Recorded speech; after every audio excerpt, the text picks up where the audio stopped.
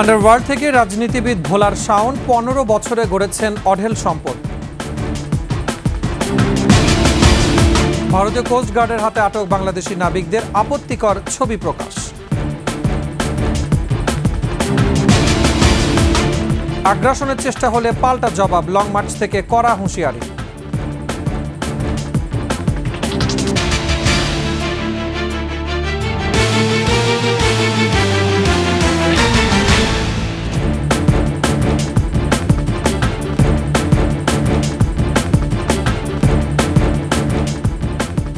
শুনছিলেন সংবাদ শিরোনাম, আমন্ত্রণ 21 সংবাদে, সাথে আছি মুজাহিদুল ইসলাম। দর্শক, 21 টেলিভিশনের সংবাদ একসাথে সরাসরি দেখতে পাবেন আমাদের ফেসবুক পেজ www.facebook.com/2124 অনলাইনে। এছাড়া সাবস্ক্রাইব করতে পারেন www.youtube.com/21etv চ্যানেলে। চাঁদাবাজি আর টেন্ডারবাজি দিয়ে শুরু, দ্রুত সময়ে আন্ডারওয়ার্ল্ডের গডফাদার শেখ হাসিনার নজর কেড়ে অল্প বয়সে হয়ে যান রাজনীতিবিদ। বলছি ভোলা 3 আসনের সাবেক এমপি নুরুন নবী চৌধুরী শাওনের কথা। গত 15 বছরে কামিয়েছেন হাজার কোটি টাকা। ভোলা এবং ঢাকায় সমান তালে চালিয়েছেন ত্রাসের রাজত্ব। নিজ দলের নেতাকর্মীরাও রেহাই পাননি। হাসিনা পালিয়ে যাওয়ার পর শাওনও লাপাত্তা। ভোলা প্রতিনিধি মেজবাউদ্দিন শিপুর তথ্যচিত্রে ডেস্ক রিপোর্ট। নুরুন নবী চৌধুরী শাওন অন্ধকার জগৎ থেকে সংসদ সদস্য হয়ে ওঠা এক আতঙ্কের নাম। রাজধানী ঢাকা ও তার নিচেলা ভোলায় সন্ত্রাসী হিসেবেই শাওনকে চিনত সবাই। তার এই পরিচিতি নজর কাড়ে আওয়ামী লীগ সভানেত্রী শেখ হাসিনার। 2010 সালে বিতর্কিত উপনির্বাচনে ভোলা 3 থেকে এমপি হয়েই খুনের মামলায় জড়ান শাওন। রাজধানীতে তার গাড়িতে তারই পিস্তলের গুলিতে খুন হন যুবলীগ নেতা ইব্রাহিম। দেশ জুড়ে সমালোচনার ঝড় উঠলেও ক্ষমতার দাপটে পার পেয়ে যান তিনি। তবে পট পরিবর্তনে মুখ খুলছেন হতভাগা ইব্রাহিমের স্বজনেরা। ইব্রাহিম খুনের ঘটনা পুনঃতদন্ত চান তারা। ওই সময় একটা দুঃশাসন চলছে দেশে, কথা বলার মতন কোনো ভাগ সত্যিকারেই ছিল না। আত্মীয় আছে ঠিকই, আত্মীয় খোঁজ নিতে গেল তাকে নিজেরও মার্ডার হইতে হইতো, এমনই একটা অবস্থা। পরিকল্পিতভাবে তাকে হত্যা করা হয়েছে, পরিকল্পিতভাবে। এবং সে যে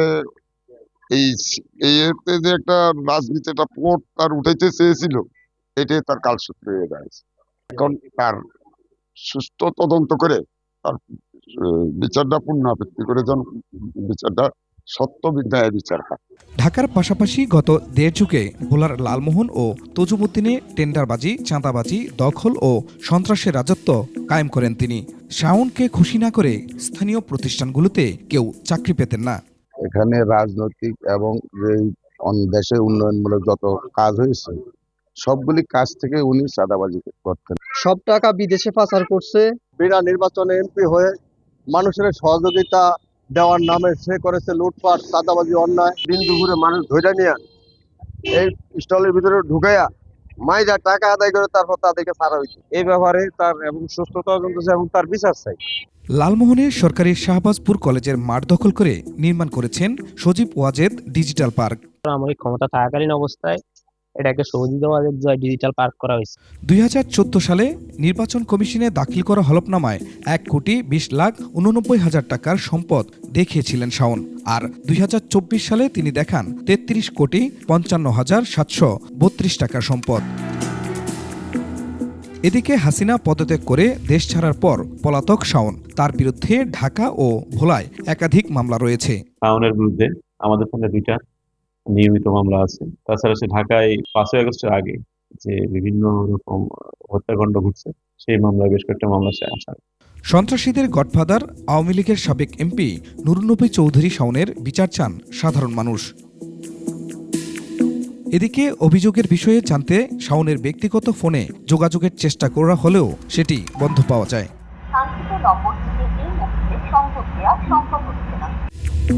খুরশিদ আলম মুকুল, ডেস্ক রিপোর্ট, 21 টেলিভিশন।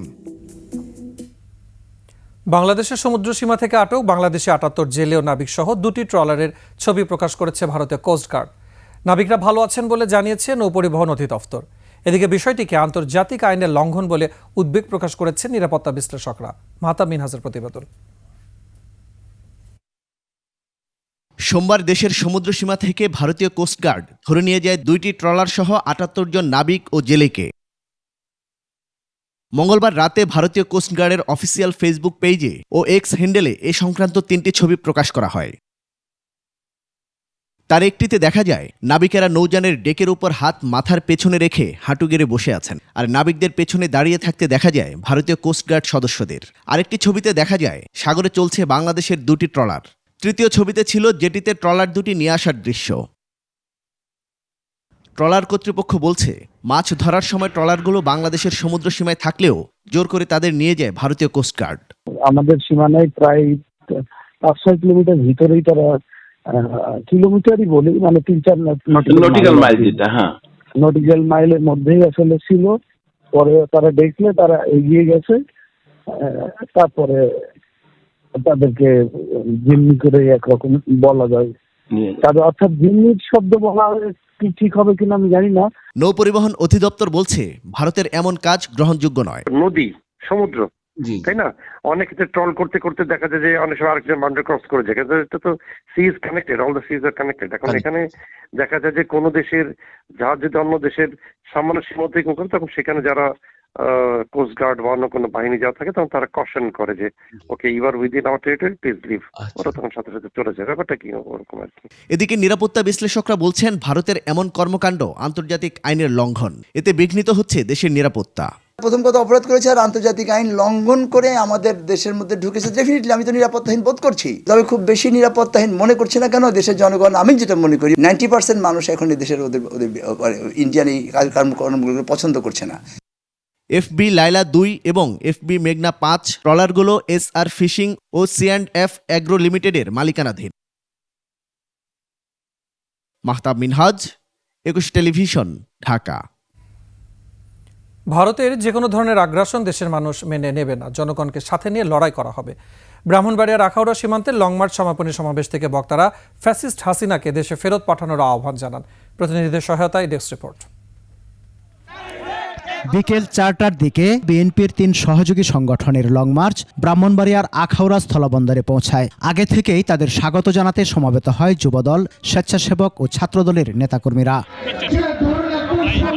কর্মসূচির সমাপনী সমাবেশে বক্তারা বলেন, দেশের বিরুদ্ধে যে কোনো ষড়যন্ত্র মোকাবেলায় প্রস্তুত জাতীয়তাবাদী শক্তি। দেশের জনগণ যে কোনো ঝুঁকি নিতে প্রস্তুত আছে।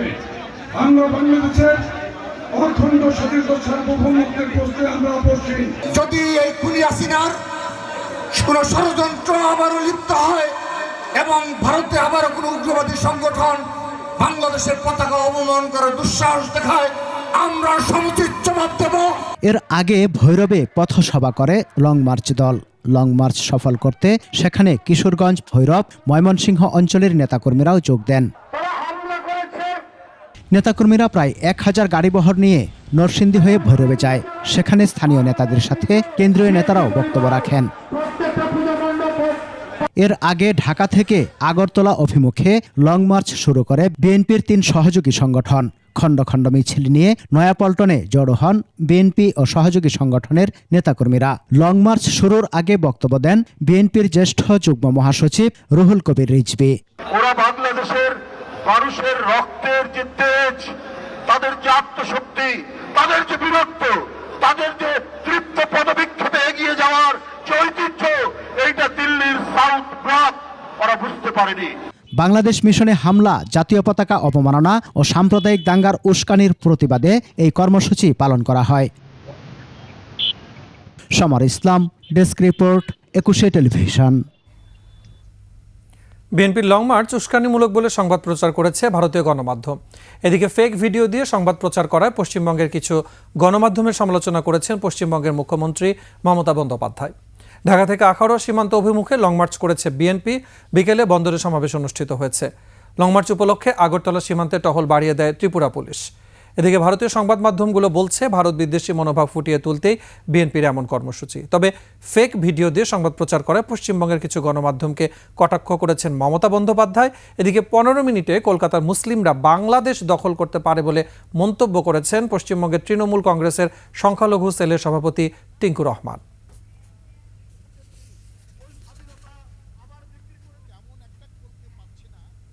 সংবাদের সময় হচ্ছে একটা বিরতি। ফিরে আসার পরে অন্যান্য খবরের সাথে আরো যা থাকছে। বাংলাদেশ নিয়ে ভারতীয় প্রচার মাধ্যমের অধিকাংশ খবরই ভুয়া, বলছে ফ্যাক্ট চেকাররা। বিরতির পর আবারও আমন্ত্রণ ২১ সংবাদ। নতুন বাংলাদেশ দুর্নীতির কাছে হার মানবে না। দুদকের চেয়ারম্যান পদে যোগ দিয়ে গণমাধ্যমকে ডক্টর মোহাম্মদ আব্দুল মোমেন বলেছেন, ৭ দিনের মধ্যে নিজেদের সম্পদের হিসাব প্রকাশ করবেন তারা। এই পরিবর্তিত সময়ে যে প্রত্যাশা, রাষ্ট্রের যে প্রত্যাশা, আমরা সেই প্রত্যাশা খানিকটা হলেও পূরণ করতে পারব। এই মুখের প্রতিশ্রুতির চেয়ে আপনারা আমাদের সাথে আবার যখন পরবর্তী সময় যখন দেখা হবে, আমরা কাজের মাধ্যমে প্রমাণ করব যে আমরা হয়রানি খানিকটা কমাতে পেরেছি কিনা, আমরা তদন্তে গতি আনতে পেরেছি কিনা, আমরা ন্যায় বিচার প্রতিষ্ঠা করতে সহায়তা করতে পেরেছি কিনা। কখনো অন্তর্বর্তী সরকারকে নিয়ে, আবার কখনো সংখ্যালঘু ইস্যুতে চলছে বাংলাদেশ বিরোধী অপপ্রচার। ফ্যাক্ট চেকার প্রতিষ্ঠানগুলো বলছে, ভারতীয় মূলধারার গণমাধ্যম এবং সামাজিক মাধ্যমে বাংলাদেশ সংক্রান্ত এসব সংবাদের ৫০% ভুয়া। একটি চক্র জনমনে অস্থিতিশীলতা সৃষ্টির জন্যই উদ্দেশ্য প্রণোদিতভাবে চালাচ্ছে তথ্য সন্ত্রাস। আদিত্য মামুনের রিপোর্ট। ৫ আগস্টের পর দেশ ও দেশের বাইরে, বিশেষত ভারতের পশ্চিমবঙ্গের বিভিন্ন ব্যক্তি এবং টেলিভিশন চ্যানেলগুলোতে অসত্য তথ্য দিয়ে একের পর এক সংবাদ পরিবেশন করছে। কখনো সনাতনীদের উপর হামলা কিংবা মন্দির ভাঙচুরের খবর ছড়িয়ে দিয়ে রাজনৈতিক সুবিধা আদায় করাই ছিল লক্ষ্য। দুই দেশের মধ্যে টানাপোড়েন সৃষ্টির লক্ষ্যে অপতথ্য বন্যায় প্রধান উপদেষ্টার অসুস্থতার ভুয়া খবর দিয়ে, আবার বাংলাদেশে ভারতের সামরিক অভিযানের মতো বানোয়াট খবর দিয়ে আতঙ্ক সৃষ্টি করেছিল। যেটা বাংলাদেশে ঘটে নাই ওই ধরনের একটা নেগেটিভ দাঁড় করানো, দেন ওটা সার্কুলেট করা, এটা ওদের মানে ইন্টেনশন ছিল। সো এটা করলে কি হয়, ইন্টারন্যাশনালি মানে বাংলাদেশে একটু কি বলবো, একটু ডিফেম করা। হিন্দু মুসলিম দাঙ্গার পরিস্থিতি সৃষ্টি করতে ঢাকার বাইরের বিভিন্ন জেলাগুলো হয়েছিল টার্গেট। কিছুদিন আগে গোপালগঞ্জের একটা ভিডিওকে কেন্দ্র করে সেটা ভারতীয় গণমাধ্যমেও চলে এসেছে, ছড়িয়েছে যে বাংলাদেশে মহিলাদেরকে বাজার করতে যাওয়া নিষেধ করা হয়েছে বা বাজার করতে যেতে দেওয়া হবে না। দেখেন, এটা একটা মাহফিলকে কেন্দ্র করে মাহফিলের কমিটি বা তারা যারা পরিচালনা কমিটি আছে তাদের ঘোষণা, এখানে সরকারের কোনো কানেক্টিভিটি ছিল না। গেল ৩ মাসে রিপাবলিক বাংলা সহ বেশ কয়েকটি গণমাধ্যমে প্রচারিত শতাধিক সংবাদের সত্যতা যাচাই করেছে বাংলাদেশের ফ্যাক্ট চেকিং প্রতিষ্ঠানগুলো। মিলেছে ভয়াবহ মিথ্যাচারের নজির। এই সকল ভুল প্রচারণা বাংলাদেশের নিয়ে হয়েছে, এই সংখ্যাটা হতে পারে বা এই পার্সেন্টেজটা হতে পারে 40 থেকে 50 মতো। সাম্প্রদায়িক হিংসা, পররাষ্ট্র সংক্রান্ত ইস্যু, আবার কখনো সার্বভৌমত্বে আঘাত হানতে পারে এমন অপতথ্যের প্রমাণ অহরহ। এসব সংবাদ পঠিত কিংবা দেখা হয়েছে কোটি কোটি বার। ডিপ্লোম্যাটিক রিলেশনশিপের দিকেও খেয়াল করেন, মানে 3 বারের মুখ্যমন্ত্রী মমতা সে বলে দিল যে সে ইউএন ইন্টারভেনশন চায় বাংলাদেশে। প্রত্যেকটা নিউজ যদি আপনি দেখেন ওইগুলার সত্যতা কোনোটাতে তো একবারেই নাই, আর মানে অনেকগুলাতে আছে যেমন খুবই এক্সাজারেট করা। গুজব নির্ভর অনেক সংবাদের তথ্য যাচাই করার কারণে তার যে গুরুত্ব কমছে, সেই খবর সাধারণের মধ্যে ছড়িয়ে দেওয়ার মাধ্যমেই বড় ধরনের ষড়যন্ত্র থেকে নিস্তার পাওয়া সম্ভব বলে মনে করেন সবাই। প্রথম কাজ যেটা করতে পারে, যে কোনো তথ্য পাওয়ার সাথে সাথে তার ডাউট করতে হবে, মানে তথ্যটা কে দিচ্ছে, তার সোর্সটা কি। আদিত্য মামুন, 21 টেলিভিশন, ঢাকা। সংবাদের সময় হচ্ছে আরও একটা বিরতি। ফিরে আসার পরে অন্যান্য খবরের সাথে আরও যা থাকছে। আফগানিস্তানে আত্মঘাতী বোমা হামলায় শরণার্থী বিষয়ক মন্ত্রী সহ 6 জন নিহত। বিরতির পর আমন্ত্রণ আরও একবার। এবারে সোনালী লাইফ ইন্স্যুরেন্স আন্তর্জাতিক সংবাদ।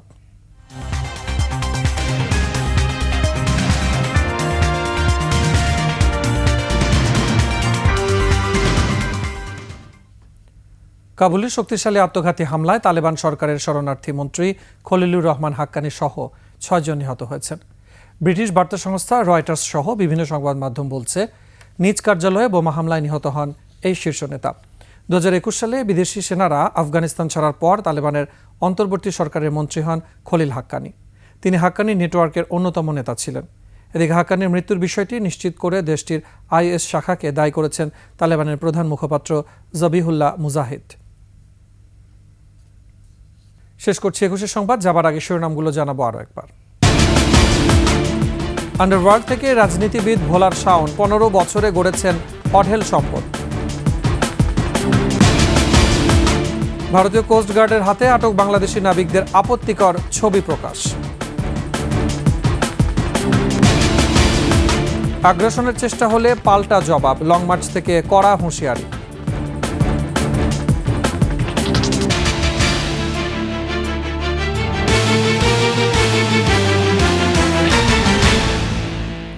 সর্বশেষ সংবাদ জানতে ডায়াল করুন 2021 নম্বরে আর ভিজিট করুন ekushe-tv.com ওয়েবসাইটে। ফেসবুকে ভিজিট করতে পারেন www.facebook.com/ekushe24 অনলাইনে। এছাড়া সাবস্ক্রাইব করতে পারেন www.youtube.com/ekushe-etv চ্যানেলে। এতক্ষণ সাথে থাকার জন্য ধন্যবাদ। পরবর্তী সংবাদ রাত 11টায় দেখার আমন্ত্রণ রইল। একুশের সাথে থাকুন।